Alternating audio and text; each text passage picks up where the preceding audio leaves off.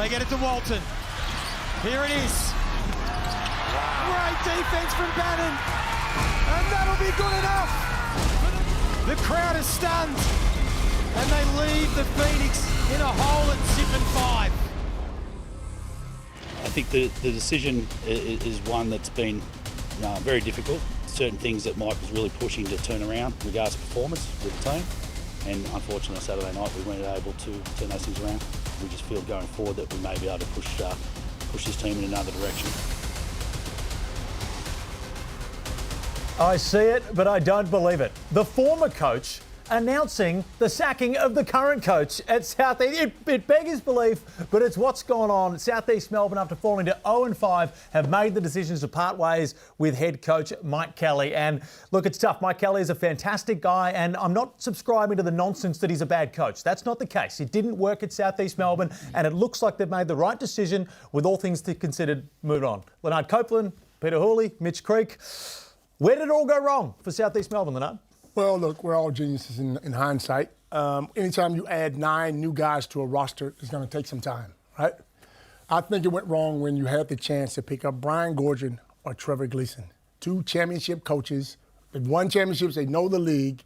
Anytime you can get that caliber of coach in here, they're going to fill the stands straight away.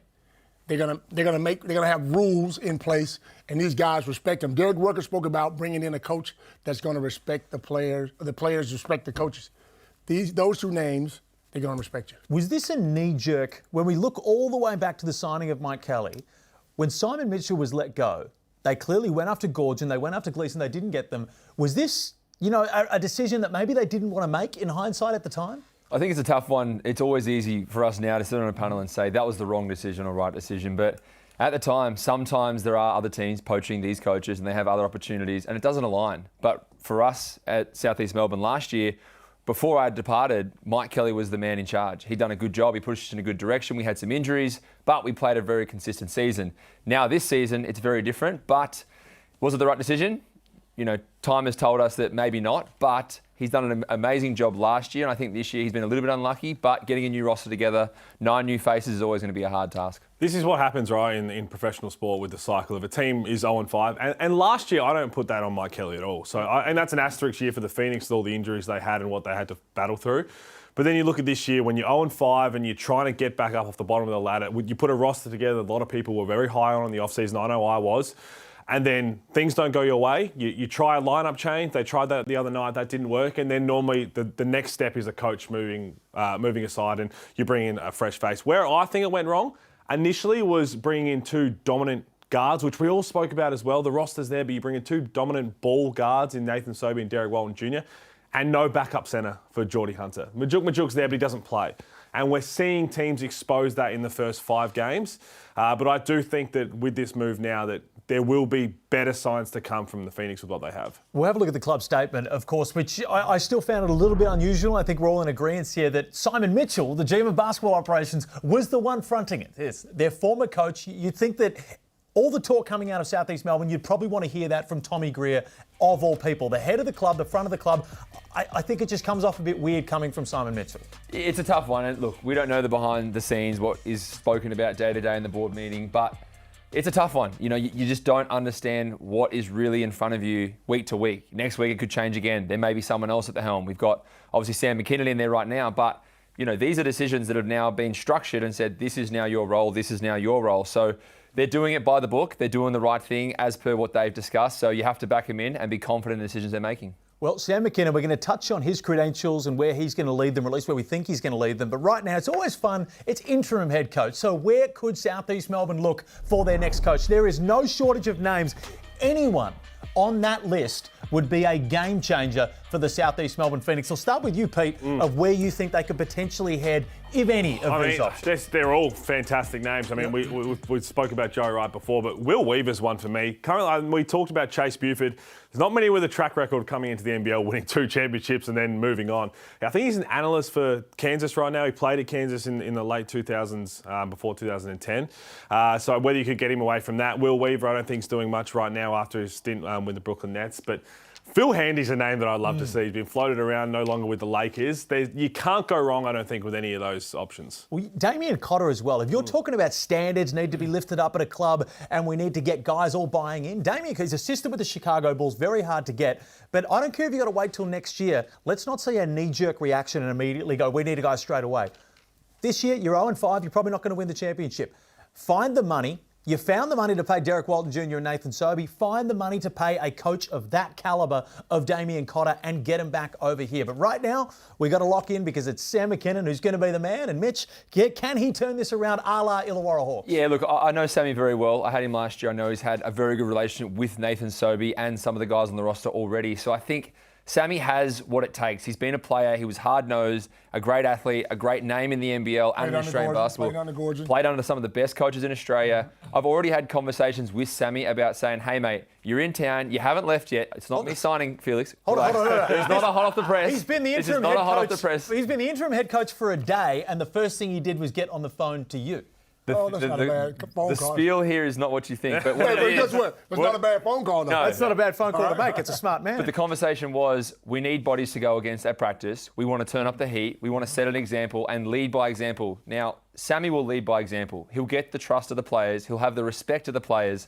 So if we front up and we scrimmage, we go against these guys, hopefully we can push them into the direction they need to go. But as you said, that list right there, that's a powerful list. Anyone on that list is great. But right now, you've got Sam McKinnon at the helm, and I think he can do the job. Are you rocking up to practice? I might stretch the hammies and see what happens. We're just going to slide past that one. We're just going to slide past that. I'm just asking the question. Come on now. I don't want to hijack Hool's hearing again, but I might have one, what I've just heard right there. But Nathan Sobey, look, the move to the bench was meant to save the Phoenix. Everybody said that's what you had to do. Went 1 of 7 and just did not come to the ball game in a game that meant a huge amount to him personally.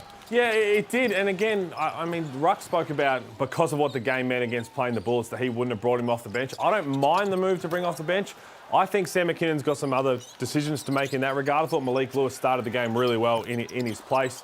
I would potentially look at even bringing Wieskamp off the bench as well. So you bring in Sobey and Wieskamp to have that punch off the bench, and then whether it's Glover, Foxwell alongside Lewis, that might be something Sam McKinnon looks at. But he's got to come in and stamp his authority on this team, as Mitch says, and said, look, I'm going to make these decisions from the start. Rotations are going to change, and we're going to do this the right way. Absolutely. But if I'm Sam McKinnon, I'm sitting down with Sobey and saying, what do you want? What's going to get you going? Because we know if he gets going, he can change this team around straight away.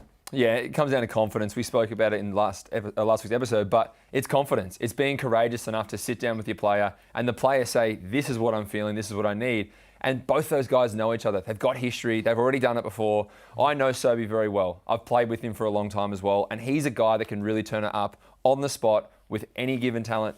He's one of the best in the league, and I think he's going to turn around and show it now. I think if he does continue to come off the bench, I want, again, Sam McKinnon having that conversation, which I'm sure he will. When he comes in, it's your time to go. He was very passive when he came off the bench in that Brisbane game, where I thought, okay, here we go. You've seen the game unfold. There's the bench lineup in. This is your time. He was trying to get other players involved. That's when you've got to go. That's what James Bateman did on the other side, which we'll talk about. If he unlocks that, I think the Phoenix will be all right. Guess what, though? I would have started him against Brisbane. That's the team he gets going with. Yeah. A team that you don't like anymore. They don't like you.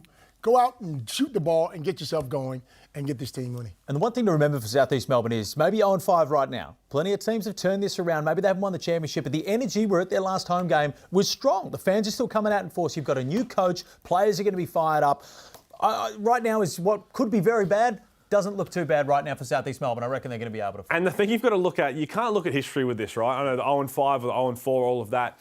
This is our third year of a playing tournament. You've just got to play your best basketball and sneak into the 6. If you do that, anything is possible if you're playing your best basketball come February. Certainly is. Plenty more to come for South East Melbourne. But right now, it's time for Can't Cope. Ooh. Already? Already. It was quick to it. Love this graphic. Here we go. Ooh. Come on, man. Give me another picture. I hate that picture.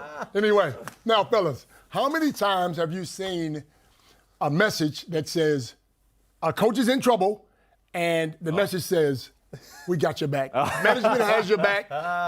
We're behind you. And then next week, his ass is gone. How many times have we seen this?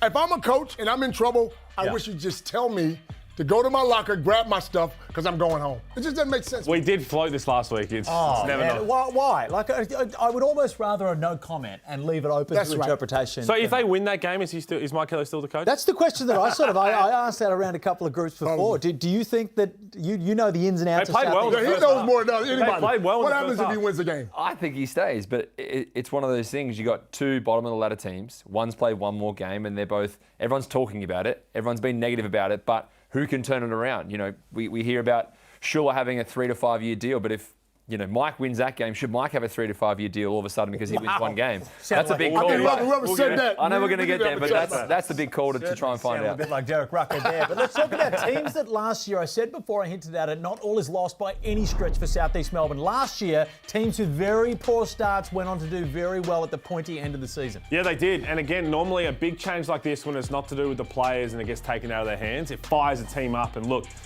I think the beauty of it is also for Sam McKinnon, they don't play until Sunday. So he's got a whole lot of time to kind of implement things he wants in practice. And you expect them to come out with a chip on their shoulder. The players normally want to prove something, and it's a throwdown as well. So what better way to get up and try and turn the tables on that? And I'm looking forward to seeing the Phoenix do that because the talent's there. I don't think we can any debate. The talent on their roster is there, so it should make it very fun to watch. The talent's there, and it's going to be fun to watch because the games they've got coming up are not going to be easy at all. They've got a very, very tough stretch. Sammy Mack, his first game as interim coach, I believe, with the Brisbane Bullets, he lost by 37 points. Now, you cannot be coming and doing that against one of these lineups. Otherwise, they will set the fire pit alight. He might get another one of those messages. We have your back. Don't worry about it, bro. Man, but that's a tough schedule. Well, from what is seemingly tough news anytime a coach gets fired to possibly the best news for NBL fans and Adelaide fans across the board. Now, it is not completely done. I stress this, but the word is, Peter Hooley, you're the expert on all things signing and all that nonsense. Montrezl Harrell is 99% going to spend the rest of the season in Adelaide. Yeah, Olgun was reporting it that they were in advanced talks for Montrez to stay the remainder of the season. The last quote I got from Matt Weston is, over the past 48 hours, talks have been very positive in keeping Montrez in Adelaide for the remainder of the season. I anticipate finalising this deal within the next 24 hours. Which is massive for the 36ers. He has been unbelievable. We were there on Friday. You've got a former NBA Sixth Man of the Year chanting "Hungry Jacks" on missed free throws. Don't worry about all the stuff he's scoring. It is so good for the league. It's great for Adelaide, and can't wait to see him for a lot longer. My question is, though, now, if he stays the whole year and Martin comes back, someone has to miss out. Someone has to miss. Someone is not going to be happy. 3 bigs, and you got DJ who shoots it. You got Davis who shoots it. Who's not going to take? Who's not going to get fed? Who's not going to get their times? Who's not going to get their minutes? It certainly looks like Jarrell Martin's been fed because he's coming in a big boy from when he got over here. That might be a double XL jersey that he rolls in compared to the XL that he came into, but that's always going to come when a guy has to get back in shape. But you're right, Mitch, there is not a lot of ball to go around. Yeah, and look, we already talked about the struggles of Isaac Humphries and trying to establish himself and the role that he's trying to build within Adelaide. I think they did the Twin Towers, it worked, but now you're saying, okay, Jarrell, you got to come in, you're going to play. Now there's 3 of them. Can you have 3 of the big towers on the court? Can they all play the same minutes? And then you've got the 3s, the 4s that are still going to play in their positions. But as you said, there's a lot of jump shots going up on this team with Martin coming into this lineup. So someone's going to be a little bit unhappy. There could be some disgruntled employees over there, but you hope that they can all stay on the same ship in the right direction. But as history says, 3 bigs all needing the basketball is going to be very dangerous. I think it'll work. I think with the way that Jarrell Martin, he's coming off a big rehab process, and again, he's going to be on a minutes restriction for a little while to go back in. And then you just have 3 bigs to rotate minutes through, right? In 2 spots, 3 bigs. No one else is going to play a big. Lat Man will slide down to the 3. Sunday Detch as well, and Jason Kadee. They're probably going to end up only playing a 7.5-man rotation. So I think it's going to work. And to be honest, when you're Jarrell Martin and you miss so much time to start this season, if you can get him to a point where he's playing 15 to 20 minutes by the end of the season, I think you'd be happy with that if he shows that he's back by then. It's a big rehab he's come back off. Pete, is DJ, we talk about Montrez, Isaac, these guys that are real big sort of energy guys. Is DJ still the barometer of this team? Because we saw him at his best against his old team. And then when he went to Melbourne, they got smacked and he did not show up. I think he is. He's the engine room of this team, make no mistake about it, because of the way that he can turn a game and end it quickly. I think Damian Martin was the guy who said it in the off-season when we were previewing teams. He said he doesn't want him just to average 20 over the course of a game. He wants him to be like Chris Goulding in terms of back-to-back 3s or 3 threes in a quick period and the game's done. And all of a sudden, he did that in the first half against Sydney. He put them on the back foot. That's the way he can be really good this year. I love the way he's been aggressive getting downhill. And if he's playing well, normally Adelaide are playing well. Absolutely. He was fantastic. But to play against Hooley and Delhi and them shut him down, he's going to see that now more often because teams are watching other teams. So he has to learn how to score without the ball. He has also to learn how to rebound the ball and do other things to help the team. Is Adelaide going to be the team this year? There's always one that is remarkably high one night and then just bottom of the basement low one night. Look, it's a tough one. You don't really know what you're going to get from because they've had a slow start. But when they do play their best basketball and they figure out their roster, their lineup, how the new coach has kind of settled in, it's going to be a little bit easier to kind of find momentum. I think right now they're on the right track, but a back-to-back against Melbourne in form is definitely a tough one. Yeah, I'm not taking anything away from that Melbourne game. On paper, it's the worst matchup for the Adelaide 36ers, who need Kendrick Davis and DJ firing. Shea Ili went to DJ, we'll show some clips later, and then Delhi's going to Kendrick Davis. Flynn Cameron comes in as well. The worst matchup possible, and what Melbourne's doing defensively is outstanding. I think the Adelaide 36 will be right up there. Certainly going to be entertaining to watch nonetheless, but it's time for my favourite segment and our favourite segment. This ain't no Cupcake League. Shout out to Corey Homicide Williams. It's all been happening. This was a bumper week in terms of NBL Cupcake action. We'll start it off. The refs have the hardest job in the league, Lanard. Absolutely hardest job, running up and down the sidelines. But Ken Widgeon, just for some reason, if you look in the bottom here, just started hitting the ray gun halfway through the game. It just ran in. Now, I understand South East Melbourne needed all the help they can get, but enlisting an official to run out there and try to play for you probably didn't work. He was getting a clapper, I found out. It was a clapper was loose. He was actually, so I've been led astray. I thought he just tripped. No, he was getting a clapper. And apparently he said afterwards he realised he put everyone else in more harm than what the clapper would have. He's a big unit as well. He's a big dude. Yeah. He's a dude that could come out and throw his weight around. But also, look, we know there's always superstars courtside, there's celebrities courtside, and they cut to it during the game, and we saw one collection of individuals. Look at that, you got Dash Daniels there. How much do we read into that? Liam Santa Maria over there. Now, he goes to the ends of the earth to secure next stars and get these guys involved. But what's going on here? Is that dude's hand on his knee? And he's a big dude, too. You know he's a big dude. That was, hey, Leo, get it whatever way you can. Get these next stars in the thing with that. That was just a little too close for comfort for me. I did have to double take when I first saw that as well. Let's be clear, that's Ricky Daniels' knee. What do you say? Hey, man, get your hand off my leg? Or That's not, it's clearly on his own knee. It's on his own knee. It's a trick. Oh, man. This is why we can't trust old people with AI. It's dudes like Lanard, they're going to get caught. Oh, man, I do love this segment. And again, we know Corey said it was ain't no Cupcake League, but it means we still have cupcake moments that we need to be better from. And this was an NBL legend, right? I don't know if you saw this, but Jack McVeigh, what he's doing. This is his rookie dance. Now, oh, no. We need some more rhythm from you here, Jack. You are a Larry Sangstock medalist. What do we think about... At least Reed Shepherd's really getting into it. Are we okay with the moves with this from Jack McVeigh? You've got to give us some more energy in that. It's one of those ones where you got to totally own it, otherwise it looks bad. Yeah. It's like karaoke. If you half-ass it, oh, that looks stupid. But if you pretend you're Whitney Houston out there, it looks fantastic. And speaking of pretending, we had a great trip to Adelaide, and for some reason the hire car was put in Felix's name. Have a look at this when we rock up to the stadium. It's a rental. The car's still on. There's no car on the other side. There's nothing on the other side. He could have just moved it over. So that's the issue with that one. There is no one parked to our left. He had to get as close as possible. And also, he left the car running. Oh, my God. Why it was in your name in the first place, I don't know. We figured that out was a mistake. I think we also had to double check whether my license was still suspended before he took off from the rental station. We can be better than that. Oh, we can be better than that. Am I up? Yeah. All right, now. Come on, Gramps. Cam Oliver. He's a big boy, right? We know he's a big boy. He's a big boy. He got a little blood on his shorts, so he had to change his shorts, okay? Come down. So they get him another pair of shorts. Great. Shout out Brucey trying to do it quickly. Now, then guess what? More blood. A second pair of shorts. Where's he bleeding from? He's bleeding from his finger. He didn't know. He's bleeding from his finger, all right? And then, guess what? A third pair of shorts, and they're stuck up his ass. Pull your shorts down, bro. Come on, man. Are you kidding me?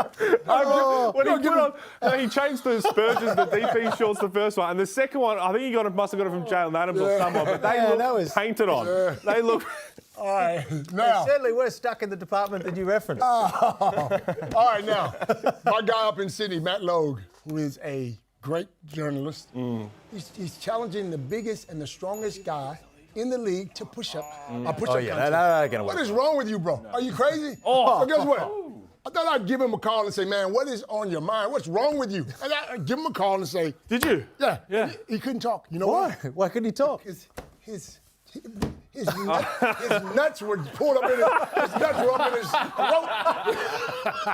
throat. Bro, come on, man. You can't let a guy lift you up like that. Firstly, you got to grab him. You got to be someone that's never going to work. Grab the hips or something. Mitch, please. Save us, Mitch. I never thought I'd say this, now. but Mitch Creek, bring us back to success. Now, we talked about this is no Cupcake League, and as you can see here, we've got two of the toughest, biggest, baddest boys in the league. And look at this. No one wants to let go. Oh, How good was this? They hold on to it. They hold on to it. And then it's like, okay, yeah. I want it. How good was that? I wanted to see them wrestle to the ground, couple of elbows, see if they and then they walk away. I would have loved it. It should have kept going on. It just either just fans love Should have dropped it, or put the gloves on the ground and just worn at it. Okay, great job, fellas. Way to bring it there. Break time, plenty coming up after that.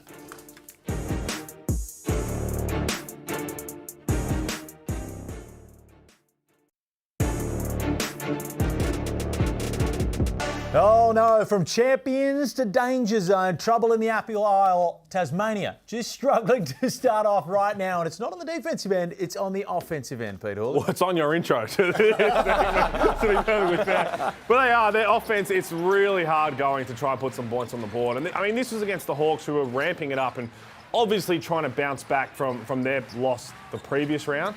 But just how hard they have to work to try and get good looks. And this is why Scott Roth is said it in a press conference a couple of weeks ago. They just can't put the ball in the basket right now, throwing the ball out of bounds. And you think about where the offense can come from, I'm not 100% sure I have the answer from. And Lockie Barker's come in as a replacement player. The Hawks are living with that all day long. Every team's living with a mid-range jump shot. And Ruben Tarangi can knock down the three. Yep. But that's what teams want to do right now. They want to shut down Milton Doyle and Jordan Crawford. And here's their offensive rating. And look how low that is compared to all the other teams right now. They've got something they need to fix. A lot they need to fix. Now, Lanard, in the preseason, you were quite big on Milton Doyle having to show up, not being that inconsistent guy that we saw a bit last year. So far, pretty much of the same. Well, look, he's not aggressive enough for me. You're an import. You lose Jack McVay. All right, Jack McVay was the one making those big shots and knocking down those threes. So now it's got to be you and Crawford. You know, and because you have the green light as an import, you got to take 20 to 25 shots, man. You got to get yourself going because you cannot afford to have these slow starts and think you're going to come back from every game. And it's a tough one because you have Jack McVay who spreads the floor.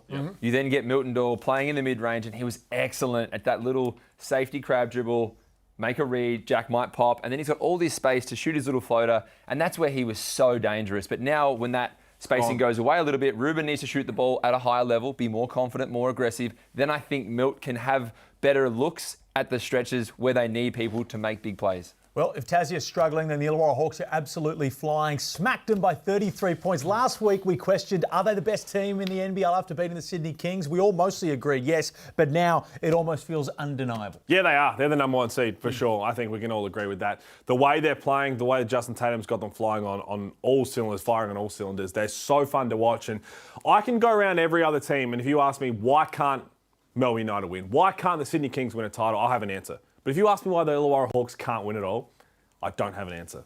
I honestly think they're the most well-rounded. They've got answers for absolutely everything, and that's why they're number one right now. But they look like they're having fun, and they look like they're friends off the court. That makes a massive difference. When you can hang out and have a drink or go to a movie together and be friends off the court, it helps you on the court, and that's what it looks like. What makes their offense so potent at the moment? Because they're the best offensively rated team in the league. What is it exactly? What's their identity on offense that makes that so? Firstly, it comes down to how they move the ball, the pace at which they play as well. They're kicking ahead in transition, understanding that they may not get the ball back, but they run to the deep corner.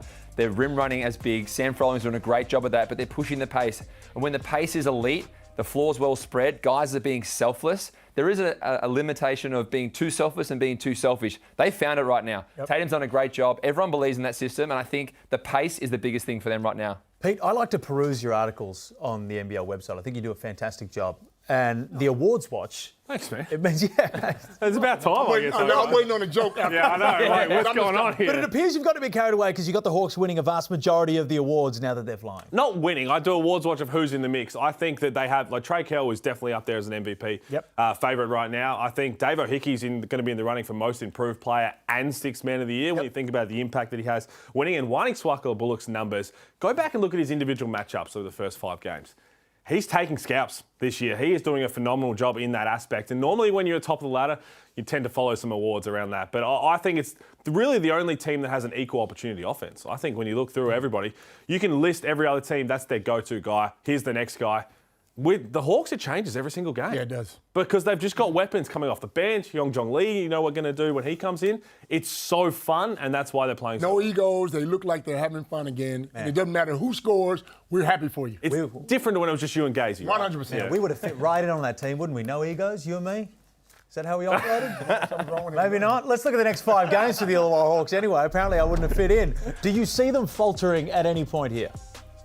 Well, that Melbourne game's a big one. You've got the best offensive team in the league versus the defensive numbers that Melbourne are putting up. Something's going to have to give in that, so I'm looking forward to seeing that one. And then going to Perth, who, if they start to string things together after winning Cairns, is always going to be tough. And then Adelaide, we'll see what happens in that one. But yeah, it's 4 out of 5 on the road is going to be tough anyway. Chris Golden. But they love that, though. They do. Chris Golden gets going in Illawarra as well. When he goes down, normally, best defense versus best offense. Yeah. In the NBL, best defense normally wins out. We'll find out. Well, we've been tough on the Brisbane Bullets all year, and rightly so, but they did record their first win, albeit against the 0-5 South East Melbourne Phoenix. But you can only beat what is in front of you, and they did that. And boy, wasn't Derek Rucker impressed, because Derek Rucker has come out. Let's have a look at this, because Derek Rucker reckons that Schuler should sign a lifetime deal.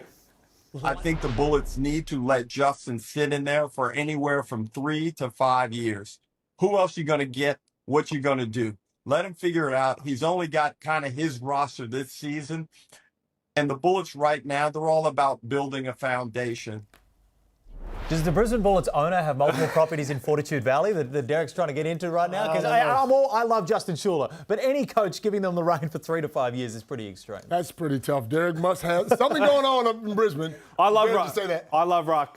He's got some phenomenal takes, but I was sitting there thinking, normally when teams are struggling for a little bit, I don't know if we get 3 to 5 years. Or I tell you who's watching that right now, being like, Mike Kelly's like, where was that for me? Where was that for my 3 to 5? For the Brisbane Bullets, look, the Twin Towers in Harrison and Rocco has been talked about, hasn't quite lived up to expectations, but moving Bateman to the bench looks like it did the job. Harrison, not sure what they did with him, but it fired him up to a record number of offensive rebounds. Oh, I mean, it was terrific, but all my credit for James Bateman, the way that he came in and performed off the bench was outstanding. He looked composed, he looked confident, and this is exactly what they need. When he's taking these kind of shots and he was knocking them down, hit some before that, this is why the move to the bench we spoke about it plenty of times. It should never be looked at as a negative thing, because you get to then go against the bench guys for the other team and you get to see how the game's unfolding, and he was absolutely terrific. There's a problem there, though. Yep. The problem being, if Bateman doesn't score, they don't win that game. All right? You need more scoring off the bench. You got to have, because now teams are going to focus on Bateman when he comes off the bench. If they can shut him down and shut everyone else down, they can't win. Is Isaac White the surprise for you out of that group? He showed that he can score at the JackJumpers. He showed throughout multiple times that he can score the basketball. Are you surprised that he's sitting there relishing on the bench with 4 minutes? Given his off-season form he has in the NBL 1, he is by far one of the most prolific scorers Australia has in nearly any position. I think you can compare him to Ben Air a little bit. Both guys have kind of sat on the bench, haven't played a big role, but when they come on, they're instant impact. They're confident, they're ready to go. I'd love to see them get more of an opportunity, both those guys, and see what they can do, because the benches are what's struggling right now, getting points on the board. And when we get that from both teams, I think both teams are going to win more games. If we're talking about Tyrell Harrison coming out and getting 12 offensive rebounds, you've got to look at who did that against. Now, South East Melbourne have a massive rebounding problem. Just to go back to them, is Sam McKinnon a guy, he's a tough player that can plug that hole and fire these guys to get up on the glass? Because it doesn't look like they're going to win too many games if he as a coach cannot do that. It's going to be a situation where you have to sit with your players and say, we are not going to let someone bully us all game. It might be a timeout within 20 seconds of the game happening. It might be the old school, throw it on the board.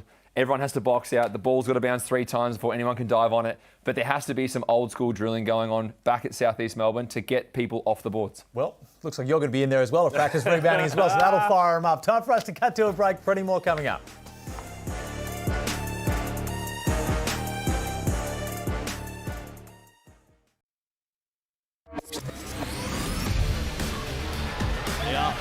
Watnoy needs no invitation to shoot and says to the bench, there you go, coach.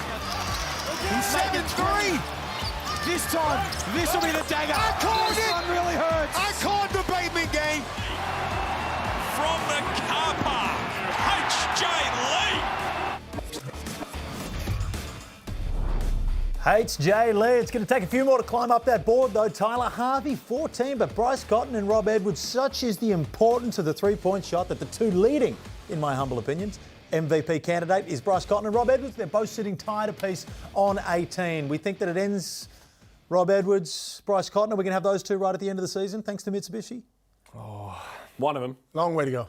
Long way to go. Thanks, Lanard. Anyway, time to go to the next segment. Who's is hearing? You don't like your stinger, Coach. You think to me. Yeah, that's a big I night. think so. I am. We saw Liam Santamaria with a picture again. You've already ruined another Who's is hearing off the top. So Liam Santamaria, his work with the Next Stars is fantastic, and he's not just looking at this year. He's looking at it in the future, and he was hosting Dash Daniels and his family at this Melbourne United game on Sunday. And Dash Daniels was with Melbourne United last week doing some practices and hanging around the club as they try to push forward to him being a Next Star. In a couple of weeks' time, he's also going to be doing the same thing with the Perth Wildcats. You look at the track record of them, of what they can produce for Next Stars and getting drafted. This started way back when Liam went over to Turkey, the Under-17 World Cup. And then he made sure that the family was in the Blitz meeting teams as well. So Liam's working very hard, and Dash Daniels, from all reports, if you've seen him play and where Dyson was at the same time, very exciting time if we can get him locked in as the next. We might have to get one of those trips over to Turkey if these hairlines keep pushing back a little bit. I threw myself under the bus as well. And run over Pete pull too. somebody with you, though. Just run over Pete. Well, I already know it's disappearing. we can tell what else could be disappearing. Bryce Cotton from the Perth Wildcats, because another week and no signature on the table. And when he has 35 points, that price just continues to go up. Are we getting worried at all? If you're a Perth Wildcats fan, and I know I harp on about this, but it's because I genuinely think that they are at risk of losing him. I don't think he's going anywhere. I think, honestly, he's been there. He's established himself. I think he'll be in Perth because they got enough money to pay him, and that's all that matters. Have they got enough money to pay him? They'll find it. They'll find it. Yeah, absolutely. You just make sure you get it done. It's definitely something to keep a watch on. As you said, the longer this goes on, the more there's plenty to play out. But and we also said it last week, if you're any other team and the longer this goes on, you are just staying tuned to your phone, ready to pick up the phone if he does become a free agent. Is there a point in the season, give me a round where you would start to become, okay, well, maybe I would have thought that it would have been done by now? Last year?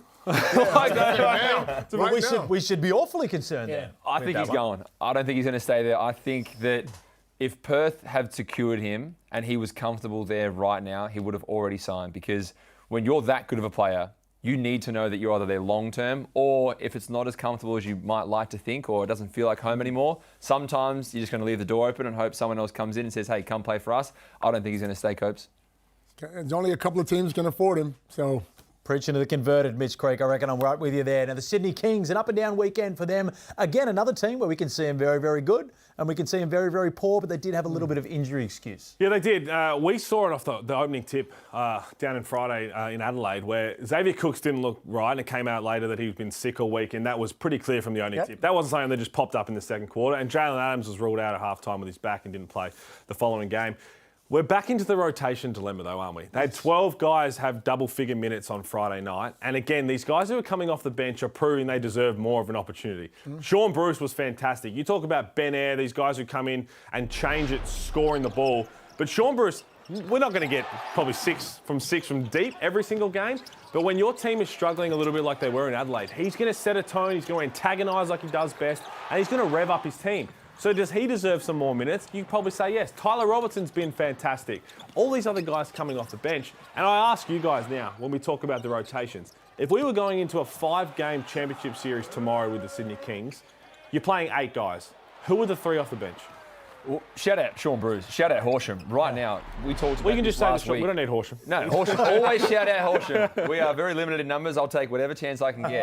But Sean Bruce is the guy that I spoke about last week that I said, if he gets an opportunity, he's a leader, he's an absolute warrior, he will step up. I think he is one of those guys. Okay. But Isaiah Liafa, in a championship series, when the whistles kind of go away just 10, 15%, his ability to make big plays and to be a defensive monster and handle the pressure, I think he's someone else who can definitely step up. And then Cam Oliver's the last one then. So there's no Jalen Galloway. There's no bringing Cam Tyler Oliver? Robinson. I'm definitely bringing Cam Oliver to the party, but you have to figure out who your matchups are against. If you're playing against a Melbourne, you've got a guard-heavy lineup. Do you try and offset that with Cam, or do you go 2 guards if you have injuries? What do you think, Coach? Speaking of Cam, he wasn't happy in the game we watched. I mean, there was a couple of times when Gorgeon said, hey, sit down, I got you, I'll come to you, just slow down.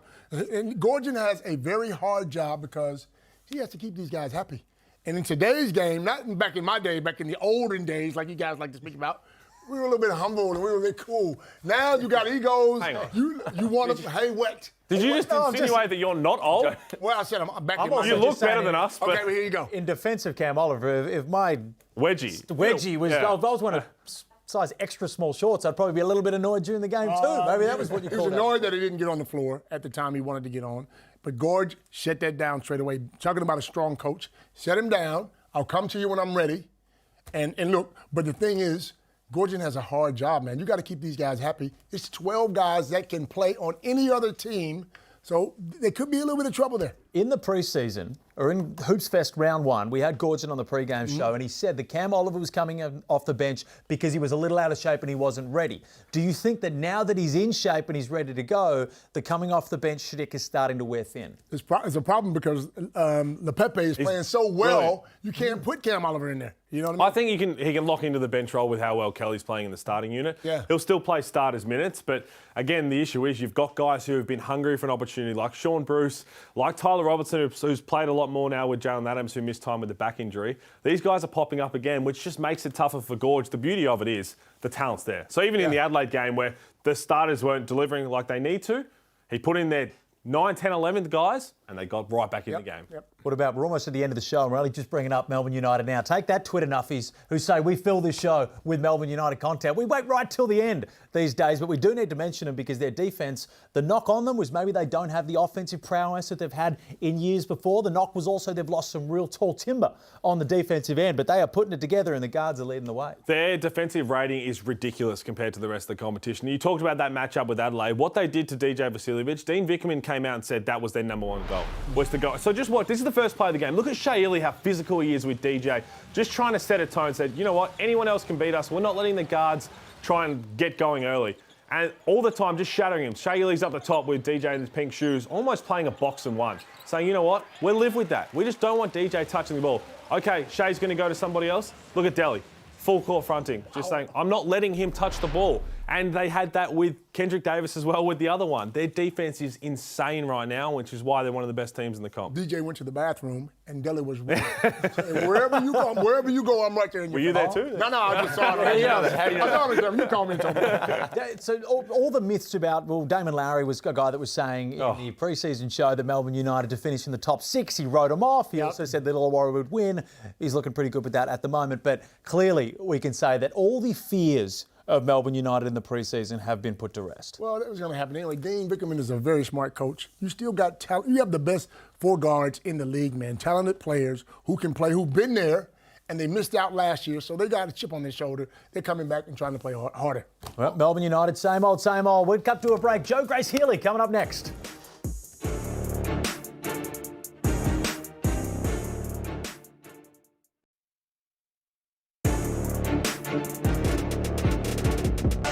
Welcome back to NBL Overtime. It gives me great pleasure to welcome in Joe Healy, who's fresh back from New Zealand. Well, at least not New Zealand, their tour of the United States. 3 games, it was all happening. Is there any big news coming out of it?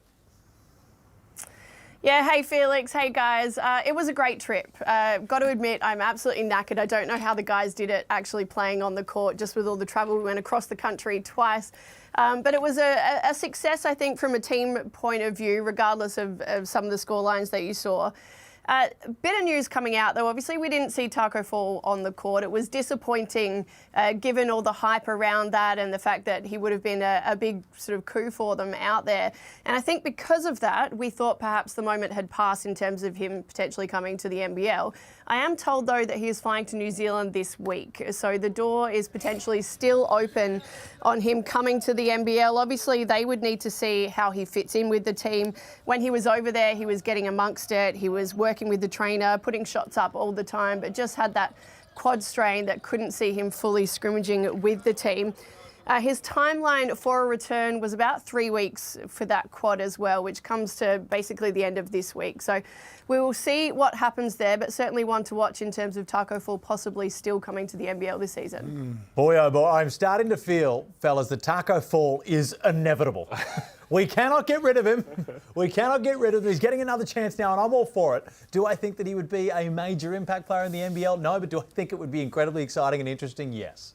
I think you just want to interview him. I mean, you want to stand next to him and just go, golly, that's a big man. So, look, I've played against Tacko. I've spoken about this on Overtime already, but he's a guy that, he's a presence. He brings eyes. He brings attention worldwide. He's an absolute legend of the game. We all want a piece of Tacko Fall.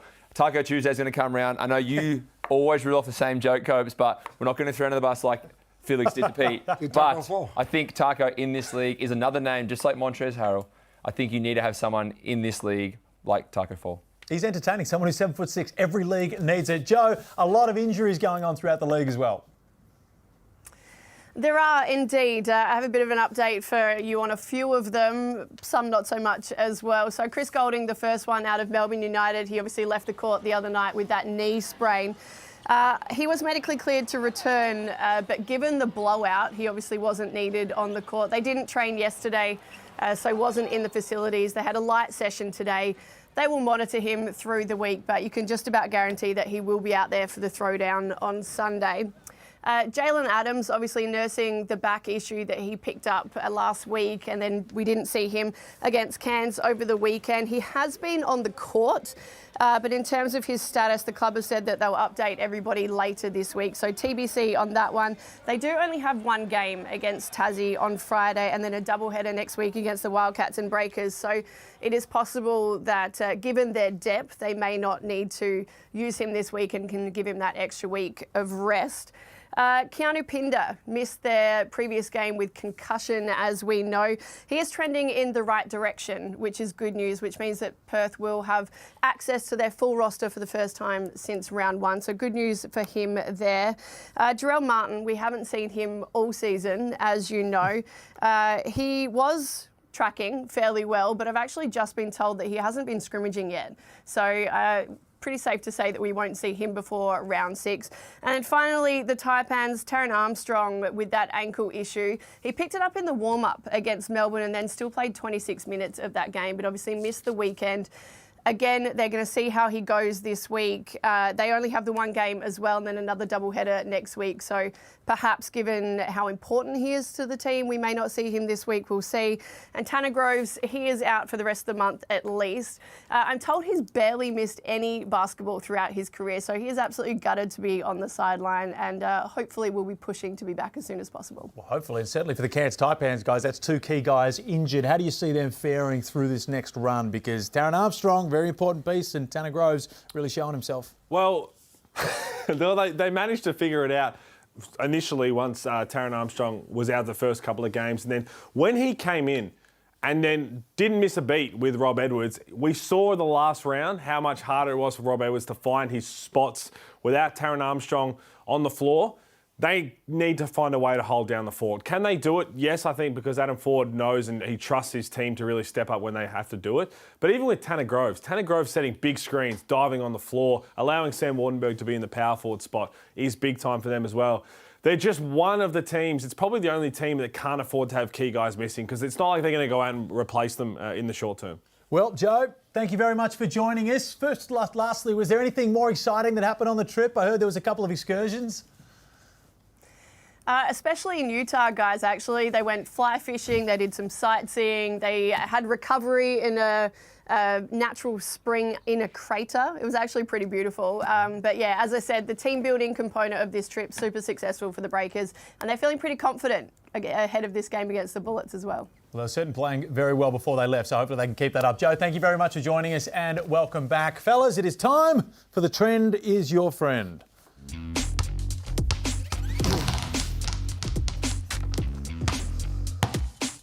Now, we've spoken about it before, we've spoken about it every week. The South East Melbourne Phoenix have been struggling to say the least. But what always happens, this weird phenomenon in sports, when you get rid of a coach, whether the next coach is any good, whether they're amazing, whether they're terrible, the team somehow goes on a winning streak. We see it in the AFL, we see it in the NRL, and we see it in our beautiful little code called the NBL. And I expect the South East Melbourne Phoenix to be able to bounce back. It's just how it works. Is it not a weird phenomenon in sports that you always back the team that is coming off firing their coach? Absolutely. It's something about it that just brings the team together. And they normally, you talk about like fight or flight, that's what it is, right? They just get together and say, you know what, this isn't good enough. And that side of it too, but also there comes a little bit of guilt from the players sometimes too, right? Like this is, our poor performances just cost somebody a job. So we've got to turn this thing around. They normally come out, throw a lot of punches, and then so often we see them perform a lot better after the fact. I think some of the players want to impress the new coach. They want to get the extra minutes, so they play a little bit harder, and they generally get a win, you know?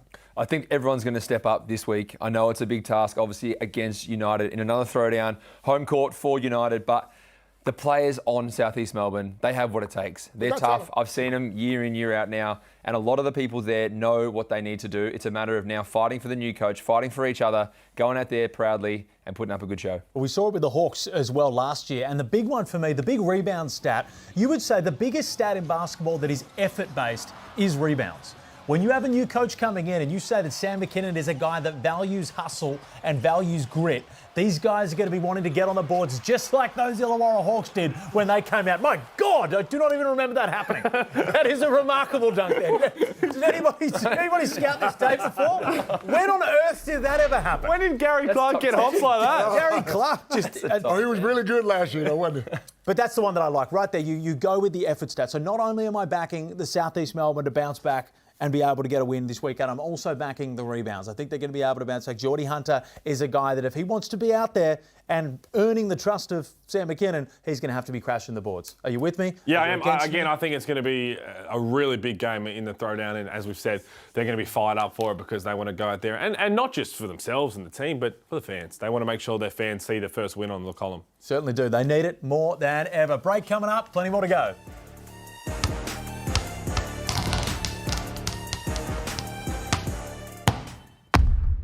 Chances are you're about to lose. For free and confidential support, call the number on the screen or visit the website.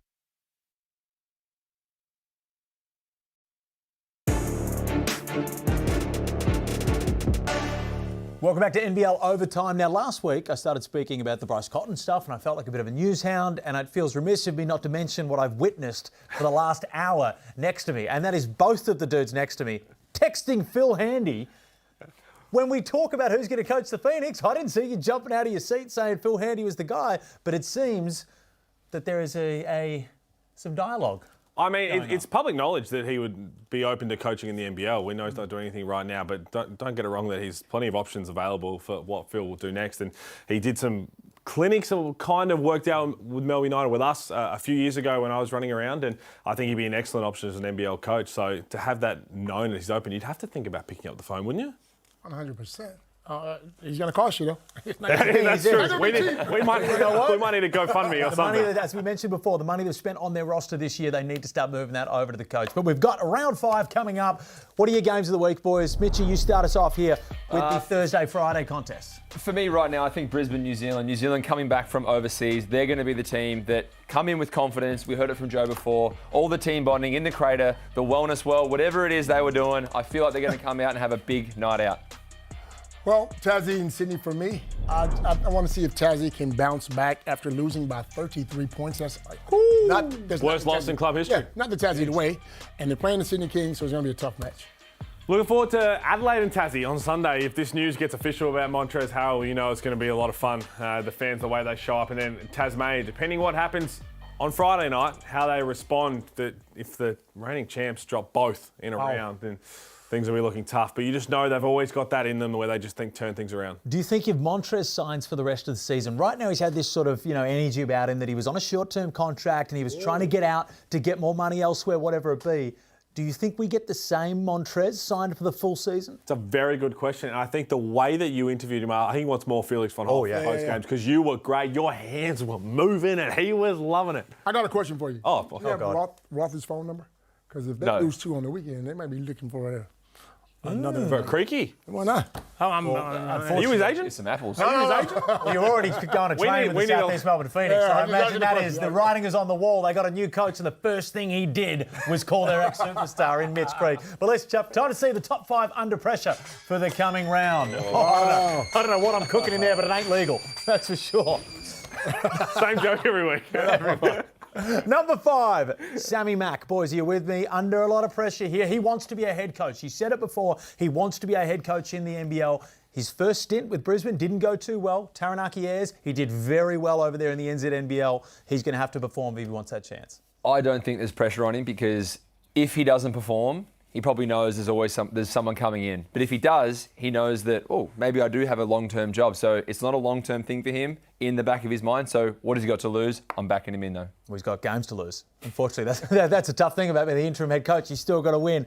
Number 4, the Brisbane Bullets. You may have won one game, but if you go straight back to the losers list now, it's straight back to square one. 100%. And again, they're playing a New Zealand Breakers team that you actually try and piece where they've been. It went Auckland, Sydney in the preseason, back to Auckland, Blitz, Auckland, Perth, Auckland, Utah, Philly. Tired legs, tired bodies. And if Brisbane don't show up in that game, then the pressure's right back on. Didn't they play the first round, though? Wasn't that game? Didn't they play the 10th? Yeah, they played in the first round. Okay. Yeah, we No, they played each other. Yeah, they did. Yes, Somebody get Lanard a glass of water quickly. Number 3, JackJumpers. What about the JackJumpers? Are they under pressure? They under pressure, Lanard. They are if they lose this game coming up. Yeah, but they lose about 33 points. They need scoring, man. So they're a little bit under pressure. I'm worried we're near his bedtime. Yeah, we're almost getting It's going to keep pouring on. Mitchie, the Perth Wildcats, I'm harping on it. Bryce Cotton, the longer that goes on without a signature, the more worried we get. You're just going to have to keep calling another bank for another loan. And every week there's another bank you have to call for another loan. It's going to get expensive. Bryce is worth every single penny for any club that wants him, but especially the Perth Wildcats. It's a big number right now. Now, number 1, and I hate saying this because I want this guy to turn the season around. He is an entertaining player. We've had him in the league for a long time. We love him. It's Nathan Sobey, new coach. If that play continues, it's not a good look. And, of course, it's a mutual option, I believe, at the end of the year. We want him to stay in South East Melbourne Phoenix colours. You've said it before. He could be the face of Melbourne basketball. Chris Golding's getting older. Nathan Sobey's still got some run in the legs. If he can turn this thing around with a new coach, could be great things. I think he will, too. I mean, he's that kind of player. He's a quality player who can get the job done. Just give him the ball and let him go to work. Yeah, I trust Sobes full-heartedly right now. I think he's got what it takes. I know that he's got the mindset to do it. All he needs is a little bit of trust. Sammy Mack's going to give it to him. They're both going to turn it around. Did you say full-heartedly? Are we ending on Wholeheartedly. Wholeheartedly, full-heartedly. I got a full heart for you right now, Pete. That's how it's going. Anyway, Mitch, you enjoy training with South East Melbourne, potentially playing for them. Lanard, thank you very much. Pete, great job. Hools is here. And that's all from us. # NBL Overtime on Twitter. Got it! Hey! Got it!